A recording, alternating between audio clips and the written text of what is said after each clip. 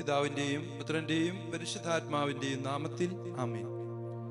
കർത്താവായ ദൈവമേ, അങ്ങയുടെ തിരുക്കുമാരൻ്റെ പിറവി തിരുനാളിന് ഒരുങ്ങുന്ന ഈ ദിവസങ്ങളിൽ ഞങ്ങളെ ഓരോരുത്തരെയും അങ്ങയുടെ തിരുക്കരങ്ങളിൽ സമർപ്പിക്കുന്നു. വാഗ്ദാനങ്ങൾ നിറവേറ്റുന്ന ദൈവത്തിൻ്റെ ആ ശക്തമായ കരത്തിൻ കീഴിൽ അവിടുത്തെ ശക്തിയിൽ ഞങ്ങൾ പൂർണ്ണമായും ആശ്രയിക്കുന്നു. കർത്താവെ, ഉണ്ണീശോയുടെ ആ തിരുപ്പിറവിക്ക് വേണ്ടി ഒരുങ്ങും ഞങ്ങളുടെ ഹൃദയങ്ങളെ വിശുദ്ധീകരിക്കുകയും അവിടുത്തെ ശക്തിയിൽ പൂർണ്ണമായി ആശ്രയിക്കുകയും ചെയ്യുന്നു. ഈ ലോക ജീവിതത്തിലായിരിക്കുന്ന ഞങ്ങളുടെ ബന്ധപ്പാടുകളിലും അതുപോലെ നേരിടുന്ന പ്രതിസന്ധികളുടെ മധ്യത്തിൽ അങ്ങയുടെ ശക്തമായ കരം, വാഗ്ദാനങ്ങൾ നിറവേറ്റുന്ന അങ്ങയുടെ വാക്കുകളിൽ ആഴമായി വിശ്വസിക്കുവാനുള്ള കൃപാവരം ഞങ്ങൾക്ക് നൽകണമേ. ആമീൻ. ഈശോയിലെ സ്നേഹമുള്ള സഹോദരി സഹോദരന്മാരെ, നമ്മൾ ഡിസംബർ മാസത്തിന്റെ 14-ാം തീയതിയിലേക്ക് പ്രവേശിക്കുകയാണ്.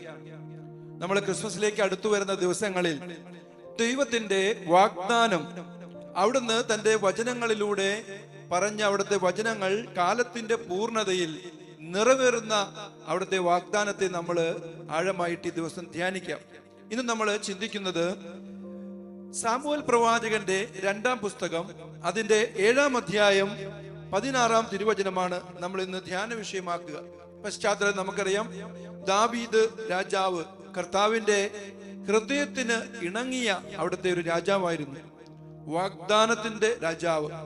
നമുക്കറിയാം, ദാവീദിനോട് ദൈവം പറയുകയാണ്, നിന്റെ വീടും നിന്റെ രാജ്യം എക്കാലത്തേക്കും എന്റെ സന്നിധിയിൽ നിലനിൽക്കും. നിന്റെ ഭവനം എക്കാലത്തേക്കും എന്റെ മുൻപില് സ്ഥിരമായിരിക്കും എന്ന്. ദാവീദ് രാജാവിന്റെ ഭരണത്തെക്കുറിച്ചൊക്കെ നമ്മൾ കാണുന്നുണ്ട്.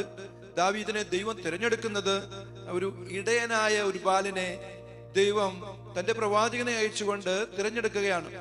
അപ്പോൾ ഏറ്റവും ഇളയവനായിരുന്ന ജസ്സയുടെ മക്കളിൽ ഏറ്റവും ഇളയവനായിരുന്ന ദാവീദിന് ഒരു പേര് പോലും ഉണ്ടായിരുന്നില്ല. എന്നാൽ അവനൊരു ഇടയൻ മാത്രമാണ് എന്നും അവനെ ആരിൽ നിന്നും കാണാനായിട്ട് മറയ്ക്കപ്പെട്ടവനായിരുന്നു, സഹോദരന്മാരിൽ അവസാനം ഉണ്ടായവനായ ദാവീദ്. എന്നാൽ ദൈവമായ കർത്താവ് പറയുന്നുണ്ട്, സാമുവേൽ പ്രവാചകന്റെ 1-ാം പുസ്തകം അതിന്റെ 16-ാം അധ്യായം 7-ാം വാക്യത്തിൽ പറയുന്നു, മനുഷ്യൻ കാണുന്നത് പോലെയല്ല ദൈവം കാണുന്നത് എന്ന് പറഞ്ഞാൽ, ജസ്സെ പറയുന്നുണ്ട്, അവൻ ഇളയവനാണ്, അവന് വലിയ ഉയരമൊന്നുമില്ല, ആകാര ഭംഗിയൊന്നും, അവന് വലിയ കഴിവൊന്നുമില്ലാത്തവനാണ്. പക്ഷേ ദൈവം കാണുന്നത് മനുഷ്യന്റെ ഹൃദയമാണ്. ദൈവം ദാവീദ് നൽകിയ വാഗ്ദാനം നമ്മൾ കാണുന്നുണ്ട്. അവിടെ ഇപ്രകാരം ദൈവം പറയുന്നത്, ദാവീദ് ദൈവത്തിന് വേണ്ടിയിട്ട് ഒരു ആലയം പണിയാനായിട്ട് ആഗ്രഹിക്കുന്നു. പക്ഷെ ദൈവം പറയുകയാണ്, നീ എനിക്ക് ഒരു വീടല്ല, ഞാൻ നിനക്ക് വേണ്ടി ഒരു വീട് പണിയാൻ പോവുകയാണ്. ഇവിടെ വീട് എന്നതുകൊണ്ട് ദൈവം ഉദ്ദേശിക്കുന്നത് അവിടുത്തെ ഒരു വംശമാണ്, ഡൈനാസ്റ്റി. അതുപോലെ ദൈവം ദാവീദിന് കൊടുക്കുന്ന ആ പീഠം, ദാവീദിന്റെ രാജസിംഹാസനം എന്ന് പറയുന്നത് അതായത് അതിന് അവസാനമില്ലാത്ത ഒരു കിങ്ഡമാണ്, ഒരു രാജ്യമാണ്. ഇത് യഥാർത്ഥത്തില് ദൈവത്തിന്റെ ആ രക്ഷാകരമായ വാഗ്ദാനത്തിന്റെ പൂർത്തീകരണമാണ്. നമ്മൾ ദാവീദിന്റെ ജീവിതത്തിലേക്ക് നോക്കുക. സാധാരണക്കാരനായ ഒരു മനുഷ്യനായ ദാവീദിന്റെ ജീവിതത്തിൽ അയാൾക്ക് വീഴ്ച സംഭവിക്കുന്നുണ്ട്. അതുപോലെ പാപത്തിലൂടെ അയാളുടെ കുടുംബത്തിലേക്ക് തിന്മ കടന്നു വരുന്നു, കുടുംബത്തിൽ ഒരുപാട് പ്രശ്നങ്ങൾ ഉണ്ടാകുന്നു, പിന്നീട് രാജ്യം പിളർന്നു പോകുന്നു.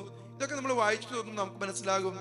മനുഷ്യപരമായി നോക്കിയാല് വാഗ്ദാനം പരാജയപ്പെടുന്ന ഒരു സാഹചര്യങ്ങള്. പക്ഷെ ദൈവത്തിന്റെ വാക്ക്, ആ വാക്ക് ഒരിക്കലും തകരുകയില്ല, ആ വാക്ക് നിറവേറുക തന്നെ ചെയ്യും. യഥാർത്ഥത്തില് ദൈവമായ കർത്താവ് ചെയ്ത വാഗ്ദാനം എന്ന് പറയുന്നത് ഒരു രക്ഷകനെ, ഒരു രാജാവിനെ ഉയർത്തും എന്ന് പറയുന്നത് യേശുക്രിസ്തുവിലാണ് നമ്മളത് കാണുന്നത്. ലൂക്കായുടെ സുവിശേഷത്തിന്റെ 1-ാം അധ്യായം 32-ാം തിരുവചനം നമ്മൾ വായിക്കുന്നു, കർത്താവായ ദൈവം അവന്റെ പിതാവായ ദാവീദിന്റെ സിംഹാസനം നൽകും. ഗബ്രിയേൽ ദൂതൻ പരിശുദ്ധ അമ്മയുടെ പക്കൽ വന്ന് പറയുന്ന കാര്യങ്ങളാണ് നമ്മൾ ഈ കേട്ടത്. പ്രിയമുള്ളവരെ, യഥാർത്ഥത്തില് ക്രിസ്മസിൽ നിറവേറുന്നത് ഇതാണ്, ദൈവത്തിന്റെ വാഗ്ദാനം.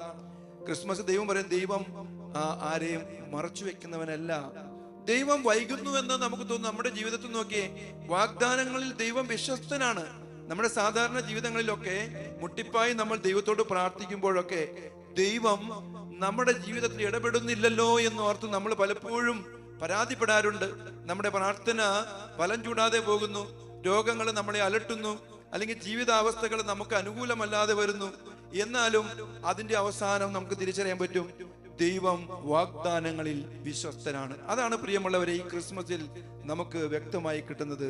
Christmas is the proof that God is faithful. ദൈവം വാഗ്ദാനങ്ങളിൽ വിശ്വസ്തനാണ് എന്നുള്ളതിന്റെ ഒന്നാന്തരം തെളിവാണ് തന്റെ പുത്രനായ ഈശോയെ ലോകത്തിലേക്ക് അയച്ചത്. യോഹന്നാന്റെ സുവിശേഷത്തിന്റെ 3-ാം അധ്യായം 16-ാം വാക്യത്തില്, അതിൽ വിശ്വസിക്കുന്ന ഒരുവനും നശിച്ചു പോകാതെ രക്ഷ പ്രാപിക്കുന്നതിനു വേണ്ടി തന്റെ ഏകജാതനെ നൽകാൻ തക്കവിധം ദൈവം ഈ ലോകത്തെ അത്രമാത്രം സ്നേഹിച്ചു എന്നുള്ളത്.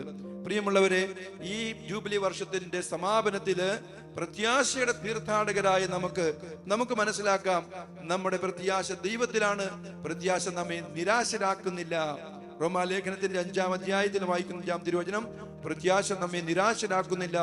എന്തെന്നാൽ നമുക്ക് നൽകപ്പെട്ട പരിശുദ്ധാത്മാവിലൂടെ ദൈവത്തിന്റെ സ്നേഹം നമ്മുടെ ഹൃദയത്തിലേക്ക് ചൊരിയപ്പെട്ടിരിക്കുന്നു. ദൈവത്തിന്റെ വാഗ്ദാനങ്ങളിൽ നമുക്ക് നടക്കാൻ, അതിന്റെ ഉറപ്പിൽ നടക്കാൻ, ജീവിക്കാൻ പരിശ്രമിക്കാം. സാഹചര്യങ്ങളല്ല. ഒരുപക്ഷെ ഇന്നത്തെ നമ്മുടെ സാഹചര്യങ്ങൾ നോക്കുമ്പോൾ നമുക്ക് ഒന്നിനും സാധ്യതയില്ലെന്ന് നമുക്ക് തോന്നും.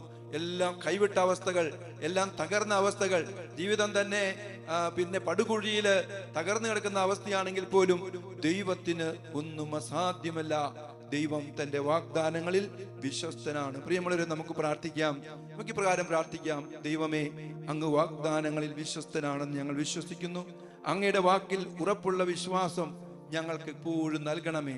ഇന്ന് ഞങ്ങൾ ധ്യാനിച്ച ആ എളിയവനായ കർത്താവിന്റെ ഹൃദയത്തിനിണങ്ങിയ ദാവീദ് രാജാവ്, ആ ദാവീദ് രാജാവിന്റെ കുടുംബം, ഭവനം എന്നേക്കും നിലനിൽക്കുമെന്ന് കർത്താവ് പറയുമ്പോൾ ഞങ്ങൾ തിരിച്ചറിയുന്നു, അത് ഒരു ജനതയ്ക്ക് വേണ്ടി ദൈവം തിരഞ്ഞെടുത്ത അവിടുത്തെ പ്രിയപുത്രൻ, രക്ഷിക്കാൻ കഴിവുള്ളവൻ, വീണുപോയ ജനത്തെ കൈപിടിച്ചുയർത്തുന്നവനാണ് ഈശോ എന്ന് തിരിച്ചറിയുന്നു. കർത്താവെ, ഈ വാഗ്ദാനം സ്വന്തമാക്കാൻ ഞങ്ങളെ സഹായിക്കണമേ.